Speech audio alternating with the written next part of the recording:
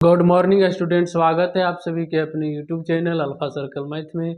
जिन लोगों ने अभी तक इस चैनल को सब्सक्राइब नहीं किए हैं, सब्सक्राइब करें, बेल आइकन दबाएं ताकि वीडियो के नोटिफिकेशन आपको समय समय पर मिलते रहे। यह आपका पार्ट 4 वीडियो, इस चैप्टर का पार्ट 4 वीडियो में आज हम लोग प्रश्न संख्या 13 में है। क्या निम्नलिखित समुच्चय समान समुच्चय है? समान समुच्चय के बारे में बताया ना। समान समुच्चय मतलब ए बराबर हो बी के, है ना। ए बराबर हो बी के। चलिए देखिए, ये देखिए ए बी ये दोनों तो ठीक है, रोस्टर रूप में है। ये देखिए सेट बिल्डर फॉर्म है, इसको रोस्टर रूप में कर लेते हैं। जैसे एक्स स्क्वायर माइनस का 3x और प्लस का 2 बराबर 0 है, यही है ना। चलिए इसे तोड़ते हैं। एक्स स्क्वायर माइनस का 2x और माइनस का आपका हो जाएगा x और प्लस का 2 बराबर 0। देखिए अगर हम इसे गुना करेंगे -2 को 1 से तो +2 आ जाएगा ना, और -2 -1 -3, ये दोनों से क्या कॉमन है? x कॉमन है ना, तो x कॉमन करेंगे, यहाँ बच जाएगा x माइनस, यहाँ से x बाहर चल जाएगा तो 2 आएगा। ये दोनों में से क्या कॉमन है? -1 कॉमन कर देते हैं, यहाँ बच जाएगा x और यहाँ बच जाएगा -2 बराबर 0। दोनों में से एक ठो लिख लेंगे, नहीं x -2 और x चल जाएगा -1 के पास, तो x -1 बराबर 0। अब 0 को दोनों को बराबर कर देंगे, x -2 बराबर 0, यहाँ से x -1 बराबर 0, यहाँ से x बराबर 2 निकल के आ जाएगा, यहाँ से x बराबर 1, यानी कि सेट सी का भी निकल कर हमें आ गया 2 और 1। तो देखिए ए का बी में मिल रहा है और बी का ए में मिल रहा है ना। बी का सी में मिल रहा है और सी का ए में मिल रहा है और बी में भी मिल रहा है, तीनों मिल रहा है ना। यानी कि ए बराबर है बी का और बी बराबर है सी का, यानी कि यह कैसा समुच्चय होगा मेरे दोस्त? तो समान समुच्चय होगा, क्योंकि यह तीनों बराबर हो रहा है। आगे आइए, दूसरा नंबर में आपका है एक्स क्यू माइनस का 8 बराबर 0 कर रहा है। ठीक, इसको सही कर लेते हैं। एक्स क्यू बराबर 8 हो जाएगा ना, यहाँ से एक्स क्यू बराबर ये कितना का क्यू हो जाएगा? 2 का क्यू हो जाएगा, यानी कि यहाँ से एक्स बराबर 2 निकल के आ गया ना। यानी कि सेट ए में 2 है ना, इसको रोस्टर रूप में लिख लेते हैं इस तरह से। सेट ए के एलिमेंट कितना निकल के आया? एक्स बराबर 2 आया। चलिए अब सेट बी निकालना है। सेट बी में आपका क्या दिया हुआ है? एक्स स्क्वायर माइनस का 7x और माइनस का 18 बराबर 0। तोड़िए, कितना में टूटेगा? 9 दूनी 18 और 9 में से 2 जाएगा, यानी 7, यानी यहाँ से हो जाएगा एक्स स्क्वायर माइनस का x माइनस का प्लस का ना प्लस का 2x और माइनस का 18 बराबर 0। 9 दूनी 18 और 9 में से 2 जाएगा, यानी 7 आ जाएगा। ये दोनों में से क्या कॉमन है? x ना, x कॉमन करिएगा, यहाँ पे x बच जाएगा और यहाँ पे से x चला जाएगा तो 9। ये दोनों में से +2 कॉमन कर लीजिए, तो यहाँ से बच जाएगा x और यहाँ पे 2 बाहर हो जाएगा तो कितना बचेगा? माइनस का 9 ना बराबर 0। ये दोनों में से एक ठो लिख लेंगे, यानी x -9 और x चल जाएगा 2 के पास, तो x + 2 बराबर 0। अब दोनों के 0 को बराबर कर दीजिए, यहाँ से x -9 बराबर 0, यहाँ से हो जाएगा x + 2 बराबर 0। तो x बराबर आपका आ गया 9, यहाँ से आ जाएगा x बराबर -2 ना, -2। यहाँ से देखिए सेट बी के एलिमेंट यानी कि 9 और -2 है। तो देखिए ए के बी में मिल रहा है और बी का ए में मिल रहा है जी, नहीं मिल रहा है ना, यानी कि बराबर समुच्चय होगा? नहीं होगा, यानी कि लिखें ए नॉट इक्वल टू बी, यह समान समुच्चय नहीं है। चलिए तीसरा में देखिए, ए शब्द एलोई का एक अक्षर है और दूसरा कह रहा है बी में क्या कह रहा है? लोयल का एक अक्षर है। तो देखिए सेट ए के एलिमेंट बी में भी मिल रहा है और सेट बी के एलिमेंट इसमें भी मिल रहा है। देखिए एल, 2 एल इसमें है तो 2 इसमें भी है ना, ओ इसमें है तो उसमें भी ओ है, बाई है, यहाँ भी बाई है, ए यहाँ भी, दोनों मिल रहा है ना, यानी कि हो जाएगा आपका ए और बी बराबर हो जाएगा, यानी कि ए बी समान समुच्चय हो जाएगा। समान समुच्चय होगा ना जी। चलिए चौथा नंबर प्रश्न देखिए, एक्स बिलोंग कर रहा है जेड से और कह रहा है एक्स का जो वर्ग होगा 4 और 4 से छोटा हो जाएगा। देखिए एक्स की जगह पे अगर हम देखिए -2 रखेंगे तो 4 आ जाएगा, -1 रखेंगे तो आपका वो भी 4 से छोटा हो जाएगा, है ना। अगर 0 रखते हैं तो वो भी 4 से छोटा है, 1 का वर्ग करेंगे तो 4 से छोटा ही है ना। और अगर 2 रखते हैं तो 2 का वर्ग भी करेंगे तो 4 ही आ जाएगा। 3 रखेंगे तो 4 से ज़्यादा बड़ा हो जाएगा ना, 3 3 9, ठीक ना। तो इसका वर्ग जो है ना, यहाँ पे ऐसा पूर्णांक रखना है कि वर्ग करने पे 4 के बराबर और 4 से छोटा आना चाहिए। तो देखिए ये सभी संख्या आ जाएगा, आएगा ना जी। चलिए यहाँ पे देखिए एक्स स्क्वायर माइनस का 3x प्लस का 2, देखिए इसका अभी तोड़े हैं हमने, यहाँ पे देखिए मान लाए हैं, तो इसका सेट बी का क्या हो जाएगा? 2 और 1, 2 और 1 आएगा ना। तो देखिए तो ये दोनों बराबर है क्या?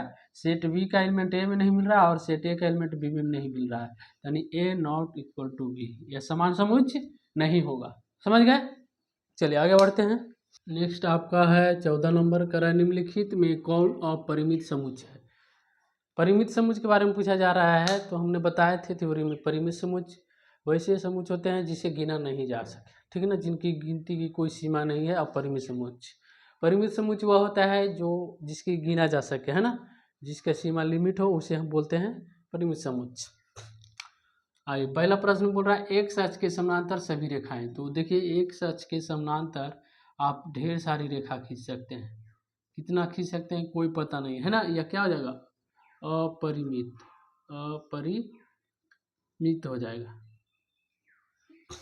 मूल बिंदु 0 0 से गुजरने वाले सभी वृत्तों का समुच्चय। तो देखिए मूल बिंदु से भी ढेर सारे वृत्त गुजर सकते हैं ना जी, तो यह भी आपका हो जाएगा अपरिमित, अपरिमित।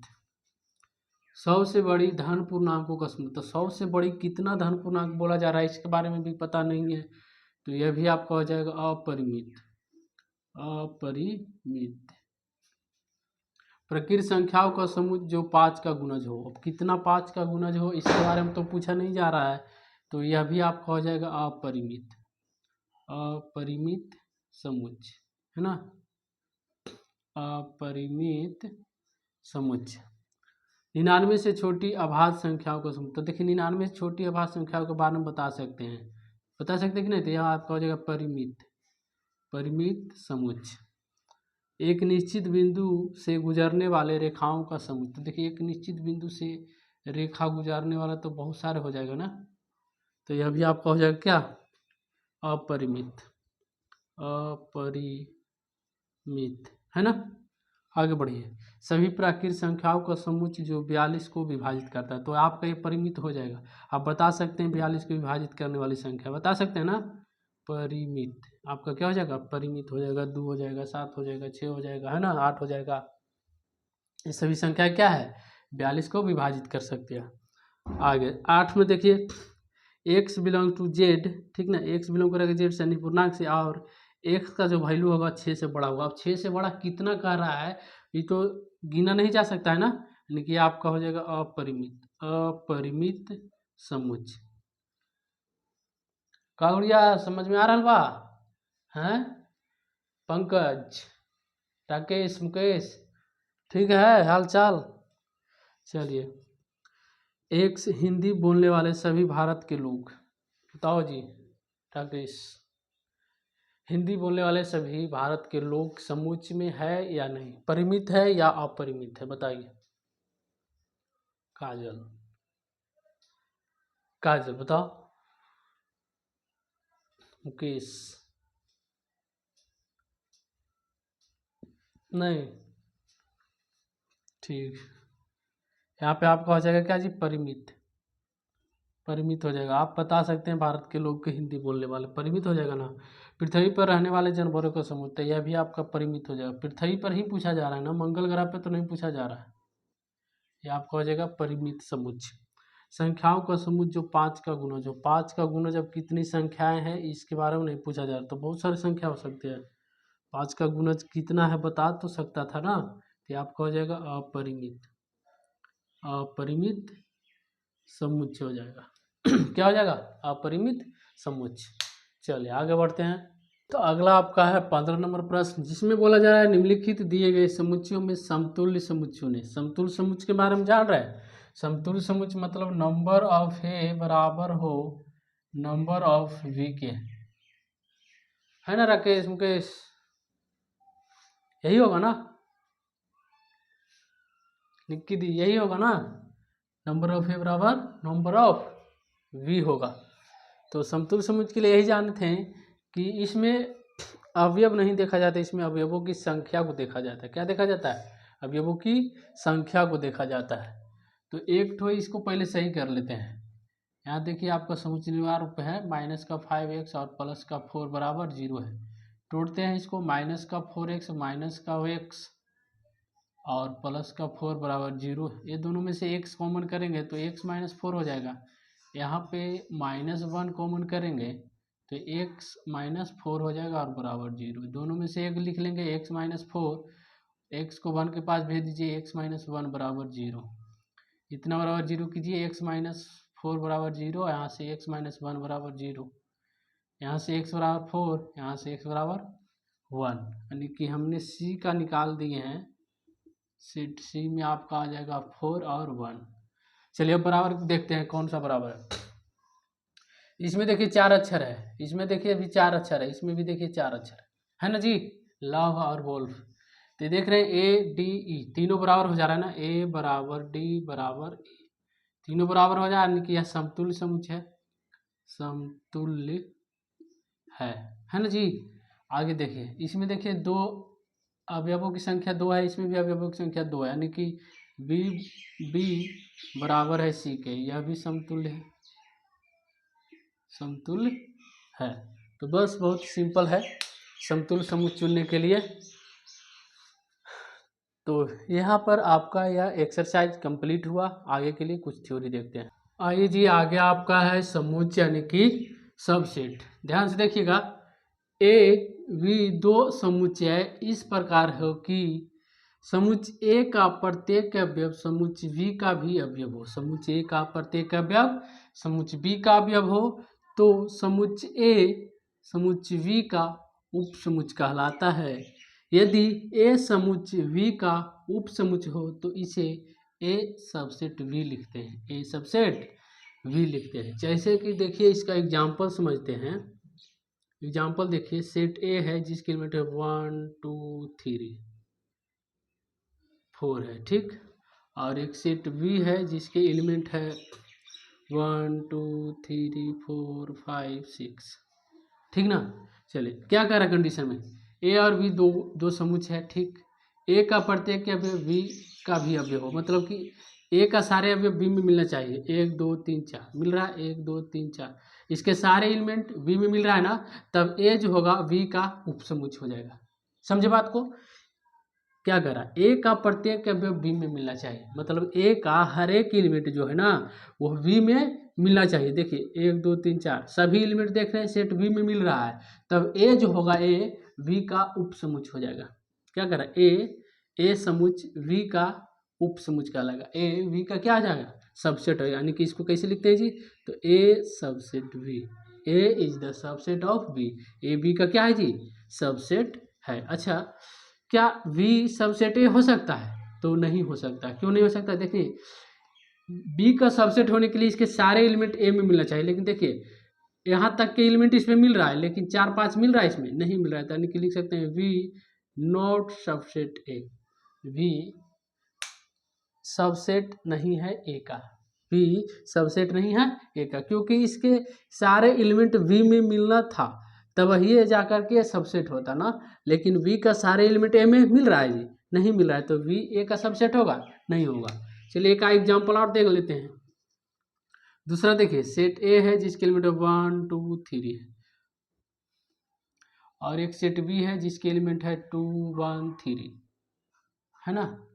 चलिए देखते हैं, ए के सारे एलिमेंट बी में मिल रहा है कि नहीं, 1 2 3, तो इसमें भी 1 2 3 मिल रहा है ना, यानी कि A is the subset of B. अच्छा, वी का एलिमेंट ए में मिल रहा है कि नहीं, तो 1 2 3, देखिए 1 2 3, यानी ए का बी का सारे एलिमेंट ए में मिल रहा है, वी का सारे एलिमेंट ए में मिल रहा है, यानी कि we is the subset of A, V A का सबसेट हो जाएगा। क्यों हुआ, क्योंकि ए के सारे एलिमेंट बी के सारे एलिमेंट ए में मिल रहा है तब हुआ सबसेट ना, इसलिए ये बात को याद रखना है, ठीक ना। सबसेट कब होगा, जब दो समुच्चय हो, ए और बी दो समुच्चय हो, तो ए के सारे बी में मिलना चाहिए, ठीक ना, तब ए बी का सबसेट हो जाएगा, ठीक ना। देखिए ए एलिमेंट है 1 2 3 और बी में एलिमेंट है 1 2 3, ए के सारे एलिमेंट बी में मिल रहा है तो हम लिख सकते हैं कि ए सबसेट वी का, ए सबसेट वी का, ठीक ना। और इसका देख लेते हैं 1 2 3, इसके एलिमेंट वी में मिल रहा है कि नहीं, तो मिल रहा है, 1 2 3 मिल रहा है ना, तो हम लिख सकते हैं V is the subset of A, V A का क्या है जी, सबसेट है। समझ में आया, आगे बढ़िए। उचित उपसमुच्चय यानी प्रॉपर सबसेट, कोई समुच्चय ए समुच्चय वी का उचित उपसमुच्चय कहलाता है यदि कब कहलाएगा, ए का प्रत्येक अवयव वी का भी अवयव हो, ए का प्रत्येक अवयव वी का भी अवयव हो, और क्या कह रहा है, और वी में कम से कम एक अवयव ऐसा हो जो ए में अवयव नहीं हो। कह रहा है वी में कम से कम ऐसा अवयव होना चाहिए जो वी ए में नहीं होना चाहिए। इस तथ्य को ए प्रॉपर सेट वी है ना, वो ए प्रॉपर सबसेट वी से व्यक्त करते हैं और हम इसे ए वी का उचित उपसमुच पढ़ते हैं। ए वी का उचित उपसमुच पढ़ते हैं। जैसे एग्जाम्पल देखिए, ध्यान से देखिएगा। एक सेट है जिसके एलिमेंट 1 2 3, ठीक, और दूसरा सेट वी है जिसके एलिमेंट 1 2 3 4 5 6। समझ गए? देखिए ऊपर में क्या क्या, ए का प्रत्येक अवयव बी में भी अवयव, देखिए 1 2 3 सारे एलिमेंट बी में मिल रहा है। और क्या करा है, वी में कम से कम अवयव ऐसा हो जो ए का अवयव नहीं हो। तो देखिए 4 5 6 ए में मिल रहा है, नहीं मिल रहा है ना। क्या करा कि वी में कम से कम ऐसा अवयव हो जो ए में नहीं हो, ठीक ना। वी में कम से कम ऐसा अवयव हो जो ए का अवयव नहीं हो, मतलब कि ए में नहीं होना चाहिए। ए के सारे एलिमेंट वी में मिले लेकिन वी के सारे एलिमेंट ए में नहीं मिलना चाहिए। सारे एलिमेंट नहीं, सॉरी, कम से कम, ठीक ना, कम से कम कुछ अवयव ए में नहीं मिलना चाहिए, ठीक ना। तब क्या कहलाएगा जी, जो ए का अवयव नहीं है, ठीक ना, ए में नहीं मिल रहा है ना। इस तथ्य को हम ए प्रॉपर सेट वी लिखेंगे। यानी देखिए ए के सारे एलिमेंट वी में मिल रहा है और वी के देखिए 4 5 एलिमेंट जो है इसमें नहीं मिल रहा है। 4 5 6 एलिमेंट मिल रहा है जी, नहीं मिल रहा है। यानी कि ए प्रॉपर सेट वी हो जाएगा, ए बी का प्रॉपर सेट हो जाएगा। समझ गए?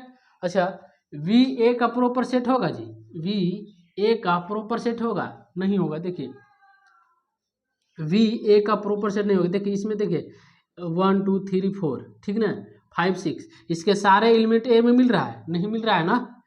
बी का सारे एलिमेंट ए में मिल रहा है? नहीं मिल रहा है। देखिए 1 2 3 4 मिल रहा है लेकिन 5 6 मिल रहा है? नहीं मिल रहा है। और ए में कम से कम ऐसा अवयव होना चाहिए जो बी में नहीं होना चाहिए था, लेकिन सब इसमें मिल रहा है, तो यह प्रॉपर सेट होगा? नहीं होगा।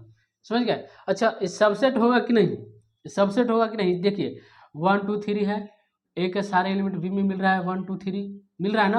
यानी कि हम यहाँ से कह सकते हैं कि ए सबसेट बी, ए बी का क्या है जी, सबसेट हो जा रहा है। समझ गए? आगे बढ़ते हैं। चलिए दूसरा ले लेते हैं। एक सेट ले लेते हैं जिसके एलिमेंट है 1 2 3, ठीक, और एक सेट ले लेते हैं, एक सेट बी ले लेते हैं जिसके एलिमेंट है 1 3 2। अच्छा बताइए, ए के सारे एलिमेंट बी में मिल रहा है? मिल रहा है, ठीक, और बी में कम से कम ऐसा अवयव होना चाहिए जो ए में नहीं होना चाहिए, लेकिन बी में ऐसा कोई अवयव है जो ए में नहीं है? सभी मिल रहा है ना। यानी कि ए जो होगा, ए वो प्रॉपर सेट बी नहीं है। ए बी का प्रॉपर सेट है जी? नहीं है। अच्छा, बी ए का प्रॉपर सेट है कि नहीं? तो देखिए बी का सारे एलिमेंट ए में मिल रहा है, बी का सारे एलिमेंट ए में मिल रहा है, लेकिन ए में कम से कम ऐसा अवयव होना चाहिए जो बी में नहीं मिलना चाहिए। तो वी भी ए का प्रॉपर सबसेट होगा मेरे दोस्त? नहीं होगा। बी ए का प्रॉपर प्रॉपर सबसेट बोल देते हैं, प्रॉपर सबसेट नहीं है, ठीक ना। प्रॉपर सबसेट होने के लिए समझ गए ना, ए का सारे एलिमेंट बी में मिलना चाहिए और बी में कम से कम कोई एक आध दो अवयव ऐसा हो जो ए में नहीं होना चाहिए, लेकिन 1 2 3 इसमें भी मिल रहा है, इसके सारे एलिमेंट ए में मिल रहा है, तो प्रॉपर सबसेट होगा? नहीं होगा। वी ए का प्रॉपर सबसेट होगा? नहीं, इसके सारे एलिमेंट इसमें मिल रहा है और ए के भी सारे एलिमेंट इसमें मिल रहा है। ए में कम से कम एक अवयव ऐसा होना चाहिए जो बी में नहीं होना चाहिए, लेकिन सारे मिल रहा है ना, यानी वी ए का प्रॉपर सबसेट नहीं होगा। अच्छा, ये सबसेट है कि नहीं चेक करते हैं। देखिए 1 2 3, इसमें भी 1 2 3, ए के सारे एलिमेंट बी में मिल रहा है, यानी कि ए वी जो है बी वो सबसेट हो जा रहा है, ए का सबसेट हो जा रहा है ना। और देखिए वी का सारे एलिमेंट ए में भी मिला, यानी कि we is the subset of A, B भी ए का क्या हो जाएगा, सबसेट हो जाएगा। तो सबसेट हो जा रहा है लेकिन प्रॉपर सबसेट नहीं हो जा रहा है। यहाँ क्लियर हो गया कंसेप्ट? चलिए आगे बढ़ते हैं। ये आगे आपका है समान समुच्च का वैकल्पिक परिभाषा, alternative definition of equal set. समान समुच्च, दो समुच्च ए और बी समान होंगे यदि ए बी का उपसमुच्च हो और बी ए का उपसमुच्च हो, तब जाकर के वह समान समुच्च कहलाते हैं, है ना। आगे देखिए ध्यान से एग्जाम्पल में समझिए। जैसे कि ए कोई सेट है जिसके एलिमेंट 1 2 3 4 है, ठीक, और एक सेट बी है जिसके एलिमेंट है 2 3 1 4, यही है ना। चलिए ए के सारे एलिमेंट बी में मिलना चाहिए, ए बी का उपसमुच्च, मतलब देखिए 1 2 3 4 इसके सारे एलिमेंट बी में मिल रहा है ना जी, यानी कि ए जो होगा ए वह सबसेट है बी का, ए बी का सबसेट। अच्छा, वी ए का सबसेट है कि नहीं, देखिए 1 2 3 4, तो 1 2 3 4 यानी वी का भी सारे एलिमेंट ए में मिल रहा है, यानी कि हम कह सकते हैं कि we is the subset of A. जब ए बी का सबसेट हो जा रहा है और वी ए का सबसेट हो जा रहा है, यानी कि हम कह सकते हैं ए और बी समान समुच्च है। ए और बी क्या है मेरे दोस्त, समान समुच्च है। समझ के आया बात को, बहुत सिंपल सा है। ए के सारे एलिमेंट वी में मिलना चाहिए, तो ए वी का सबसेट हो गया, और वी के सारे एलिमेंट ए में मिलना चाहिए, तो वी ए का सबसेट हो गया। जब ए वी का सबसेट हो गया और वी ए का सबसेट हो गया, तब ये दोनों समान समुच्च कहलाएंगे, है ना। ये दोनों क्या होंगे, इक्वल होंगे। समझ में आया। चलिए आगे बढ़ते हैं। उप समुच्च के कुछ प्रमुख गुण, some important properties of subset. प्रत्येक समुच्च स्वयं का भी उप समुच्च होता है। ये बात को याद रखना है कि प्रत्येक समुच्च स्वयं का भी उप समुच्च होता है। जैसे कि माना ए कोई समुच्च है, ठीक। एक्स कोई एलिमेंट है जो कि बिलोंग कर रहा है सेट ए से एंड इम्प्लाइज बाय, तो एक्स एलिमेंट है वह भी सेट ए से बिलोंग कर रहा है, बिलोंग कर रहा है। देखिए एक्स कोई एलिमेंट है वह सेट ए से मिल रहा है, वही एक्स एलिमेंट है जो सेट ए से मिल रहा है, तो ए में मिल रहा है, यानी कि इसके एलिमेंट एक्स का एलिमेंट है जो कि सेट ए में मिल रहा है, और एक्स एलिमेंट है जो सेट ए में मिल रहा है, यानी कि इसके एलिमेंट ए में मिल रहा है, तो ए यानी कि हम कह सकते हैं, इसलिए ए जो है ए इज द सबसेट ऑफ ए का क्या हो जाएगा, सबसेट होगा। मतलब कि स्वयं समुच्च भी, प्रत्येक समुच्च स्वयं का भी उप समुच्च होता है, मतलब स्वयं का भी सबसेट होता है। जैसे कि देखिए इसका एग्जांपल, एक सेट है जिसके एलिमेंट है 1 2 3 4, ठीक। तो हम जैसे लिखेंगे 3 बिलोंग कर रहा है सेट ए से, 3 बिलोंग कर रहा है सेट ए से एंड इम्प्लाइज बाई, तो 3 बिलोंग भी कर रहा है सेट ए से भी, यानी कि देखिए 3 बिलोंग कर रहा है सेट ए से और 3 बिलोंग कर रहा है इम्प्लाइज बाई सेट ए से, यानी कि देखिए इस जितने भी इसके एलिमेंट है वो 2 भी बिलोंग करेगा सेट ए से, 3 भी बिलोंग करेगा, 4 भी बिलोंग करेगा, यानी सभी सेट ए से बिलोंग करेगा ना जी, यानी कि ए जो होगा, अतः हम कह सकते हैं अतः A is the subset of A is the subset of A. समझ गए। इस तरह से सभी एलिमेंट जो है सेट ए में बिलोंग करेंगे, तो स्वयं का भी सबसेट हो जाते हैं। तो प्रत्येक समुच्च क्या होता है, स्वयं का भी सबसेट हो जाता है। समझे बात को। चलिए आगे बढ़ते हैं। दूसरा में आपका बोल रहा है रिक्त समुच्च, प्रत्येक समुच्च का उप समुच्च होता है। ये एकदम बात को याद रखना है, आगे जब आप 12th में चलेगा तो ये बहुत यूज होता है। रिक्त समुच्च स्वयं का रिक्त समुच्च प्रत्येक समुच्च का उप समुच्च होता है। ये याद को रखना है आप लोग को कि रिक्त समुच्च प्रत्येक समुच्च का उप समुच्च होता है। जैसे हम यहाँ लिखेंगे माना फाई एक रिक्त समुच्च है, ठीक। ए कोई समुच्च है, ये कोई समुच्च है। यहाँ पे हम लिखेंगे फाई में कोई भी अवयव नहीं है, फाई में कोई भी अवयव नहीं है, इसलिए हम कह सकते हैं, यहाँ लिखेंगे इसलिए हम कह